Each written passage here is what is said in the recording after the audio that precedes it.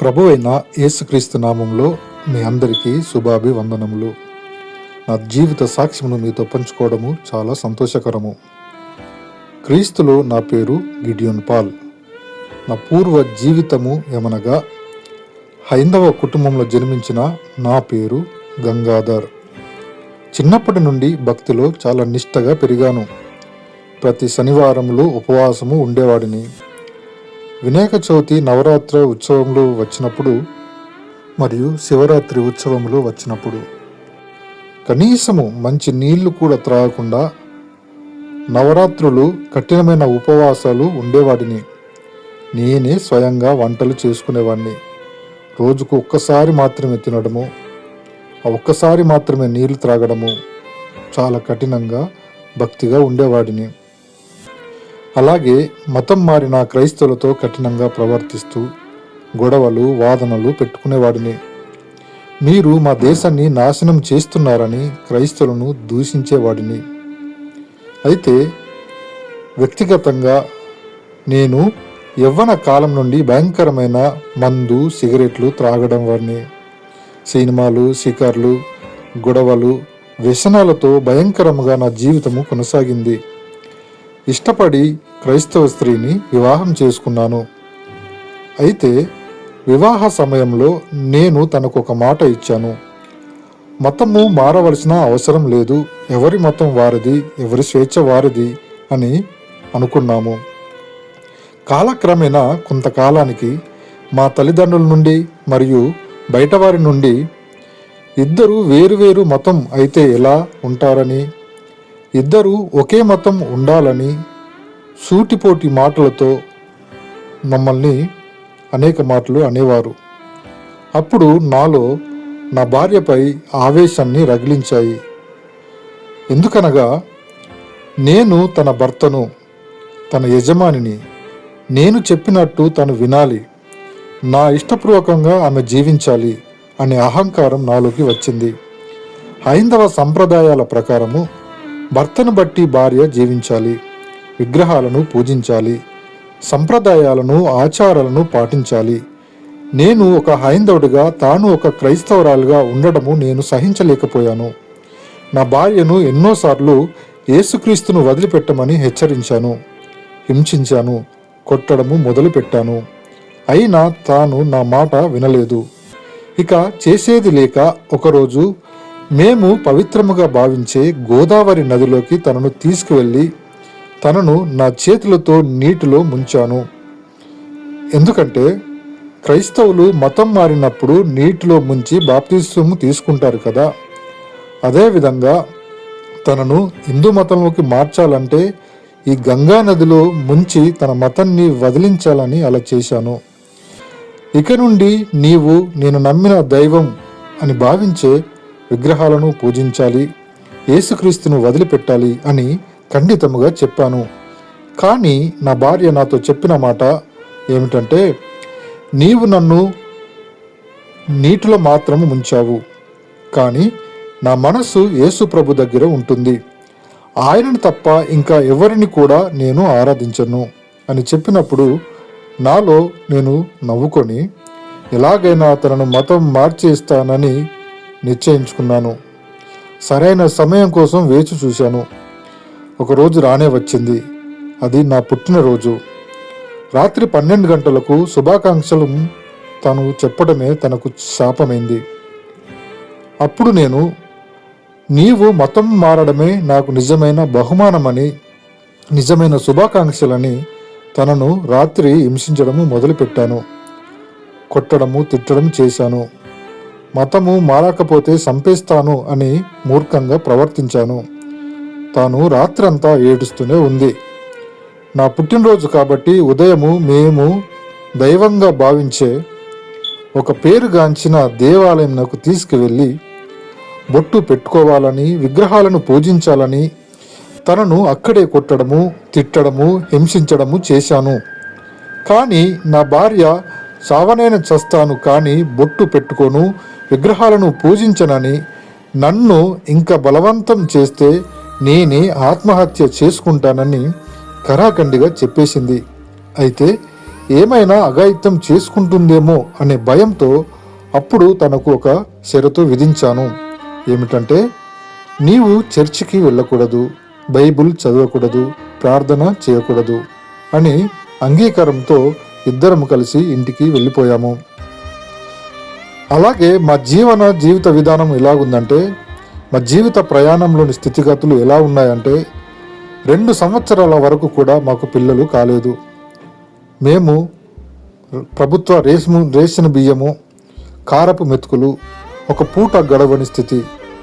కనీసము సంవత్సరానికి ఒక జత బట్టలు కొనుక్కోలేని పరిస్థితిలో ఉన్నాము. మా తల్లిదండ్రుల నుండి కానీ, వారి తల్లిదండ్రుల నుండి కానీ, మా బంధువుల నుండి కానీ, మా స్నేహితుల నుండి కానీ ఎవరి నుండి కూడా ఎలాంటి సహాయ సహకారాలు లేవు. ఆదరణ అంతకంటే లేదు. చాలా దుర్భర జీవితమే జీవిస్తున్నాము. ఏమి చేయాలో, ఎలా బ్రతకాలో తెలియని స్థితిలోనే ఉన్నాము. అయితే ఆధారం లేని నిస్సహాయ జీవితాలకు సహాయము ఎక్కడి నుండి వస్తుంది? బహుశా నాకు తెలియకుండా, నా కంటికి కనిపించకుండా నా భార్య తన హృదయ వేదనతో, హృదయ భారముతో, కన్నీటి ప్రవాహంతో, కృంగిన హృదయంతో, దుఃఖ సంద్రంలో నా భార్య చేసిన ప్రార్థనలు బహుశా ఆ యేసు ప్రభు విన్నాడేమో. ఆశ్చర్యం, అద్భుతం, వర్ణాతీతమైన ఆనందం. ఎందుకంటే మా జీవితంలో ఒక మలుపు వచ్చేసింది. అదేమిటంటే, మొదట నా భార్య గర్భవతి అని నిర్ధారించబడింది. దేవుడు గర్భంను తెరిచాడు. రెండవది, ఒక వారం రోజుల్లోనే నా భార్యకు ఉద్యోగం రావడము దేవుడు కనికరించాడు. మూడవది, దుబాయ్ దేశంలో భవన కూలీ కార్మికునిగా నాకు వీసా రావడము దేవుడు సహాయం చేశాడు. ఏ పనైనా సరే చేయాలి, వెళ్ళాలి అని ఆశపడ్డ నాకు దేవుడు నిజంగా సహాయం చేశాడు. ఈ 3 సంఘటనలు కూడా కేవలము కొద్ది రోజుల వ్యవధిలోనే జరిగిపోవడము, నిస్సహాయ దుర్భర జీవితాలకు ఎండమావిలో ఎడారి లాంటి మా జీవితంలో ఒయాసిస్ లాంటి నీటి మడుగులు దొరికినట్టు, అలాగే ఆరిపోయిన గొంతులో దాహము తీరినట్టు, కష్టాలను తొలగించి దుఃఖాన్ని దూరం చేసే మరిసిపోలేని మహా గొప్ప సహాయం చేశాడు. అయితే నా జీవితము దుబాయ్లో సిమెంటు బస్తాలు మోస్తూ, సిమెంటు ఇటుకలు మోస్తూ, కంక్రీట్లో కాలాన్ని గడిపేవాడిని. చాలా దుర్భరమైన జీవితమే. మండుటెండలో దుమ్ములో ధూళి అయి దుర్భర జీవితాన్ని జీవించిన నా జీవితము ఎందరి జీవితాలకు ఒక గుణపాఠమే. ఒక సర్వే ఇంజనీర్ దగ్గర పనిచేసే అవకాశం రావడము, నా కష్టాల కడిల్లో కుటుంబాన్ని వదిలి అక్కడ నుండి కేరళ రాష్ట్రంలో డిప్లొమా చదువుకోవడానికి వెళ్ళడము, అలాగే తిరిగి గల్ఫ్ కార్మికుడిగా ఉన్న నాకు ఖతారు దేశంలో నేను నమ్మలేని విధంగా ఉన్నతమైన సర్వే ఇంజనీర్గా ఉద్యోగము రావడము, బహుశా నా భార్య చేసిన కన్నీటి ప్రార్థననేమో. అయినా నా వ్యక్తిగత జీవితము మాత్రము మారలేదు. విగ్రహారాధన, అప్పుడప్పుడు ఉపవాసములు, ఇంకా ఎక్కువగా మందు, సిగరెట్లు త్రాగడము, వ్యసనములు, పనికిరాని చూడరాని సినిమాలు, షికార్లు, అలాగే నా జీవితము ఇంకా నాశన స్థితిలోకి వెళ్ళిపోయింది. ఇంకా అలాగే కొనసాగుతూనే ఉంది. అయితే వేసవి సెలవుల్లో నా కుటుంబమును నేను ఉంటున్న ఖతరు దేశానికి తీసుకురావడానికి అవకాశం వచ్చినప్పుడు వారు ఖతరు దేశము వచ్చారు. అప్పుడే మొదలైంది నా జీవితపు మలుపు. వ్యసనాల వలన నా శరీరము సహకరించడం లేదు. రక్తపోటు అధికమైపోయింది. శరీరము వనకడము, గుండెలో నొప్పి, తల తిరగడము, మనసులో అలజడి, స్పృహ కోల్పోయి ఏం జరుగుతుందో తెలియని స్థితిలో ఉన్నప్పుడు నా స్నేహితులు హాస్పిటల్కు తీసుకువెళ్లారు. నేను బ్రతకనేమో అనుకున్నాను, కానీ అన్ని పరీక్షలు చేశారు. ఆయనకు రక్తపోటు అధికంగా ఉన్నది, ప్రాణహాని ఏమి లేదు, మందులు రాసి ఇచ్చారు. ఇంటికి వచ్చిన తర్వాత కూడా నాలో ఆ వేదన, అలజడి ఇంకా ఎక్కువ అయిపోయింది. భయము మొదలైంది. ఎందుకంటే కొద్ది రోజుల క్రితము నా స్నేహితుడు హార్ట్ అటాక్తో చనిపోవడము, అలాగే నేను శారీరకంగా లావుగా ఉండడము, నేను కూడా అలాగే మరణిస్తానేమో అన్న భయము నాలో ఇంకా ఎక్కువైపోయింది. ఎప్పుడు మరణిస్తానో తెలియని స్థితిలోనే ఉన్నాను. నా భార్య నా పిల్లల పరిస్థితి ఏమిటి అని ఇంకా ఆలోచనలో పడిపోయాను. వారు స్వదేశం తిరిగి ఎలా వెళ్ళాలి అని దుఃఖంలో ఉన్నాను. యథావిధిగా నేను ఆఫీస్కి వెళ్ళాను. అప్పుడు నాకు నీవు ఎందుకు భయపడుచున్నావు అనే ఒక ఇమెయిల్ వచ్చింది.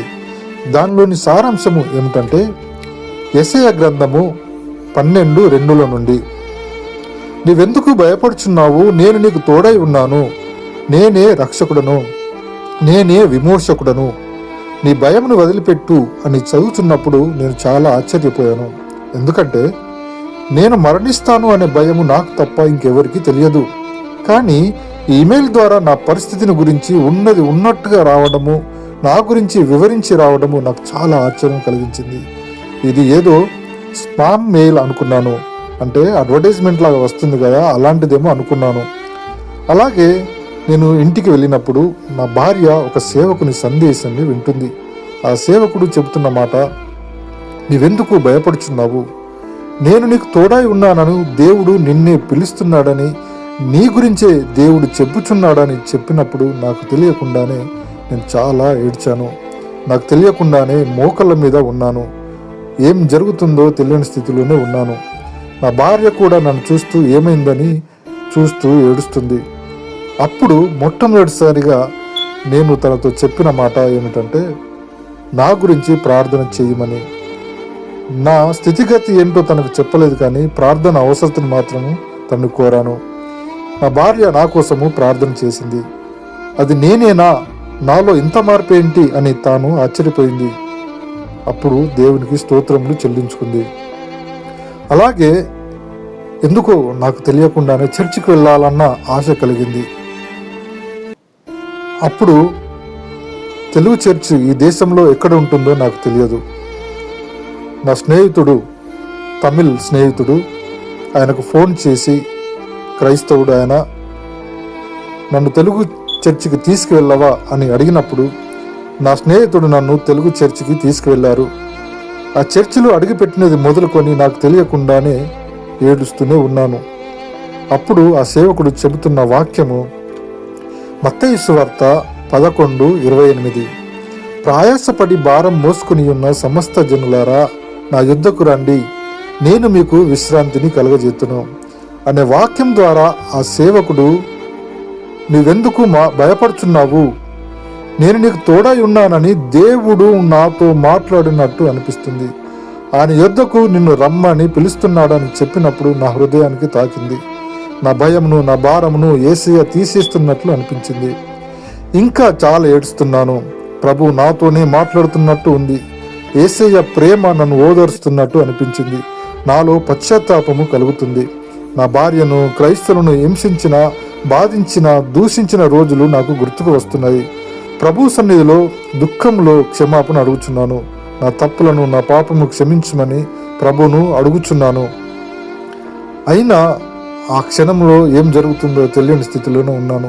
మొట్టమొదటిసారిగా చర్చికి వెళ్ళడము, అక్కడ చాలా ఏడవడము నిజంగా నా జీవితంలో మర్చిపోలేని రోజు అది. అయినా నేను ఎప్పుడు మరణిస్తానో తెలియని స్థితిలోనే ఉన్నాను.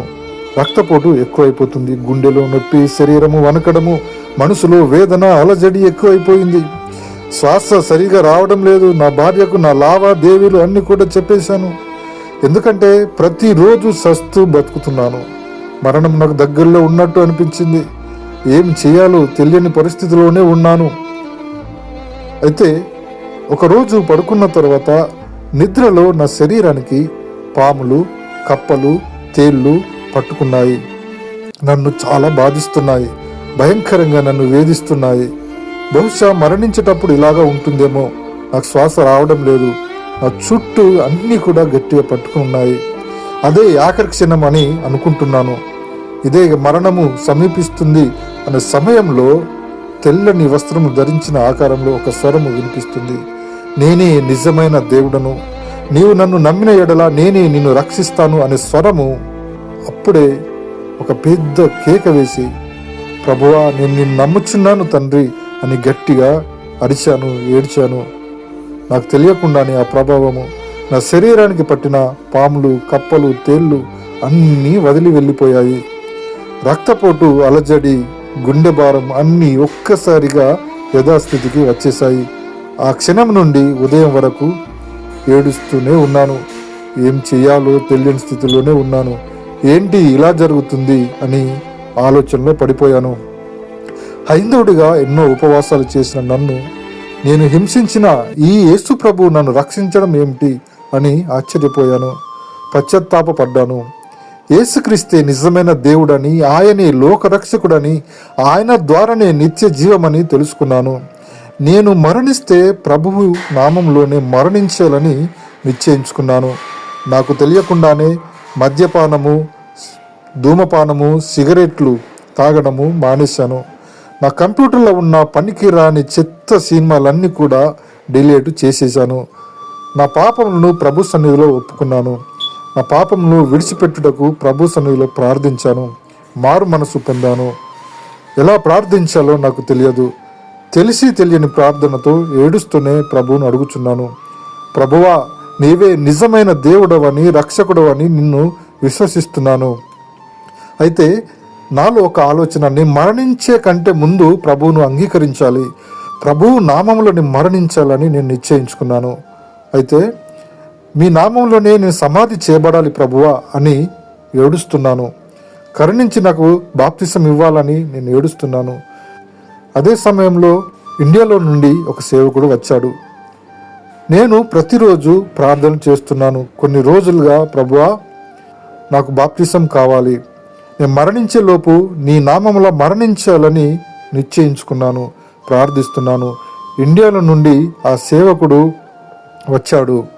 నా ప్రార్థనను ఆలకించి ప్రభువే నా కోసం ఆ సేవకుడిని పంపించాడని అనిపించింది. ఇంకా ఆలస్యం చేయలేదు. ఆలస్యం చేయకుండా వెంటనే బాప్తిసం తీసుకోవాలని ఆ సేవకునితో చెప్పినప్పుడు ఆ సేవకుడు బాప్తిసం ఇచ్చి గిడియోన్ పాల్గా నామకరణం చేసి ఆయన బిడ్డగా ప్రభు నన్ను ముద్రించుకున్నాడు. నాకు తెలియకుండానే చిన్నపిల్లాడి మనస్తత్వంలా మారిపోయాను. పరిశుద్ధాత్మ దేవుడి తాకిడిలో, ఆయన నడిపింపులో, ఆనంద బాష్పాలతో, ప్రతిరోజు కన్నీళ్లతో ఒక కొత్త ప్రపంచంలో అడుగుపెట్టినట్టు అనిపించింది. క్రైస్తవ ద్వేషిని, ఘోర పాపినైన నా ఎడల యేసు ప్రభు ఎందుకు కనికరించారని, ఎందుకు కరుణించారని ఏడుస్తున్నప్పుడు నా భార్య చేసిన కన్నీటి ప్రార్థన నన్ను యేసయ్య పాదాల దగ్గర పడవేసింది. ఘోర పాపినైన నా ఎడల ప్రభు కనికరించారు. యేసయ్య చూపిన కృపకై, ఆయన కనికరంకై నన్ను రక్షణలోకి నడిపించి ఆ దేవాది దేవునికి వేలాది స్తుతులు, స్తోత్రములు చెల్లిస్తున్నాను. ఇప్పుడు నేనేమై ఉన్నానో కేవలము యేసు ప్రభు యొక్క కృప, ఆయన కనికరము. ఆయన పెట్టిన భిక్షే నా ఈ జీవితము. ఆయనే నా సమస్తము, ఆయనే నా సర్వస్వమై ఉన్నాడు.